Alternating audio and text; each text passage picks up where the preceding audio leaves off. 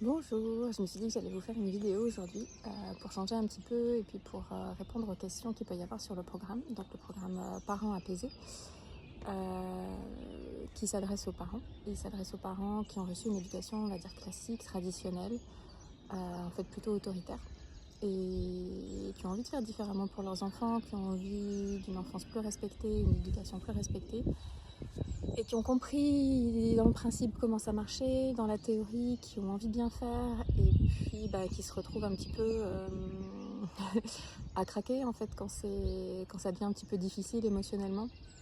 Alors que ce soit par exemple le cas de figure où je reste calme, tout va bien, je prends sur moi, puis d'un seul coup j'en peux plus et j'explose.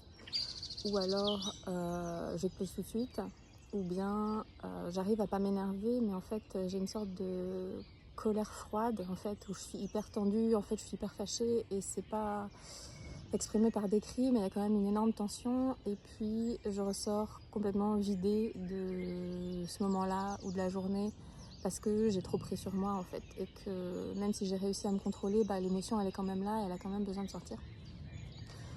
Donc c'est pour tous ces gens-là qui ont compris en fait, ouais, techniquement qu'est-ce qu'il faut faire, mais en fait dans la pratique ils se retrouvent un petit peu dépassés par leurs émotions en fait.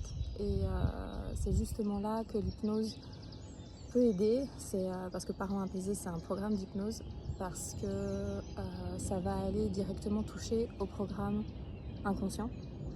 Parce qu'en fait il faut savoir qu'on a on a une partie, on va dire, consciente, on a une partie inconsciente. Et en fait, la partie consciente, on dit qu'elle représente seulement 5% de nos comportements, en fait. Et c'est pas beaucoup. Donc même si on est super convaincu que c'est la meilleure chose à faire, que c'est une bonne idée, mais que ça représente 5% qui dit une chose, et après il y a 95% qui dit complètement autre chose et on s'en rend même pas compte, c'est évident que ça bloque en fait. Parce que cet inconscient, il faut le voir un petit peu comme des programmes qui sont un peu mis, stockés comme dans notre disque dur, en fait, dans notre cerveau. Il y a un peu de bruit. J'espère que ça va quand même. Où je vais poser. Du coup, je sais plus trop où j'en étais. Je parlais du coup des 95% d'inconscient. L'inconscient qui représente en fait, c'est un peu comme un disque dur où on viendrait en fait stocker toutes les expériences qu'on vit de 0 à 7 ans à peu près, sans vraiment l'esprit critique, puisque c'est ce qui vient après avec ce qu'on appelle l'âge de raison. Et du coup, en fait, pendant toute cette période, on reçoit les informations de notre environnement, les expériences, on assiste à des scènes, et on les absorbe, on les accepte, et ça devient un peu notre programme par défaut, ou nos programmes par défaut, parce que généralement il y en a quand même beaucoup. Et c'est des programmes qui peuvent être aidants ou pas, qui peuvent être limitants ou pas. Et une fois que c'est stocké, en fait c'est bien stocké, et c'est pas forcément très facile de changer ces programmes-là, en fait ils sont bien ancrés. Et comme leur nom l'indique, en fait c'est des programmes qui sont inconscients, on n'a pas conscience de les avoir. Et ça c'est vrai dans tous les aspects de la vie, que ce soit des croyances qui sont liées à nos capacités à nous, que ce soit sur notre carte du monde en fait, la façon dont on perçoit le monde. Les gens sont gentils, les gens sont méchants, que ce soit sur l'argent, l'argent c'est sale, l'argent ne fait pas le bonheur, tout ça, ça va être des croyances limitantes qui vont être ancrées profondément, qu'on aura entendues petit. Et même si consciemment après on se dit autre chose, on se raconte une autre histoire, s'il y a toujours cette histoire-là en fond, c'est elle qui va diriger en fait, qui va mener la danse en fait. Si en particulier si on a un danger perçu caché. Par exemple, je sais pas, c'est dangereux d'être vu par exemple en fait. C'est dangereux de montrer qui on est aux autres. Donc après vous pouvez faire autant de développement personnel que vous voulez en disant qu'il faut faire ceci, il faut faire cela, il faut aller vers les autres, et c'est bien pour vous, mais en fait s'il y a ce programme là au fond qui vous dit le contraire, en fait il y a toujours quelque chose qui va vous empêcher de faire ça.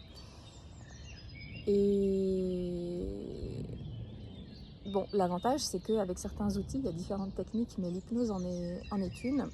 C'est qu'on va pouvoir aller directement agir sur ces programmes inconscients là et les modifier. Aller modifier les croyances limitantes, les programmes limitants, pour qu'en fait ce qu'on veut au niveau conscient et ce qu'on veut au niveau inconscient soit compatible en fait. Et donc c'est ça que fait l'hypnose. Parce que ce qu'il faut savoir en fait, c'est que quand les enfants sont petits, donc justement de 0 à 7 ans, ils sont en fait dans ce qu'on appelle les ondes θ, qui sont les mêmes ondes que l'hypnose. Et c'est dans cet état-là en fait que l'inconscient reçoit directement les infos, sans être vraiment filtré par le mental. Et c'est ça qui fait que c'est efficace, que c'est quand on est petit stocké directement et que ça reste bien ancré là. Et dans le cas de l'hypnose, c'est ça qui fait en fait qu'on peut contourner le problème d'une certaine manière. Quand consciemment on veut quelque chose, et puis on se rend compte que concrètement ça se passe différemment. Et on ne comprend pas pourquoi. En fait, c'est sans doute parce qu'il y a ce programme inconscient qui se met dans le passage, en fait, qui empêche. Et d'aller agir sur les programmes inconscients, c'est ça qui va permettre en fait de réharmoniser et de faire que ça marche. Donc voilà, si vous vous êtes déjà demandé pourquoi vous avez vraiment envie, vous êtes plein de bonne volonté pour justement offrir une éducation bienveillante à vos enfants, c'est vraiment ça que vous voulez, vous êtes convaincu que c'est ça qu'il y a de mieux, et puis en fait vous n'y arrivez pas dans la pratique, c'est sans doute qu'il y a un conflit à l'intérieur de vous dont vous n'avez pas forcément confiance. Pardon. dont vous n'avez pas forcément conscience en fait. Alors après, je sais qu'il peut y avoir des inquiétudes justement au niveau de l'hypnose. Est-ce que ça va marcher? Est-ce que ça va pas me détraquer? Est-ce que je vais réussir à revivre ma vie après, etc. Alors oui, pas d'inquiétude. C'est vraiment, il n'y a pas de souci avec ça. En fait, c'est même une super expérience. Moi, je trouve que quand on y goûte après, on n'a plus tellement envie d'arrêter parce qu'on vit vraiment des choses extraordinaires.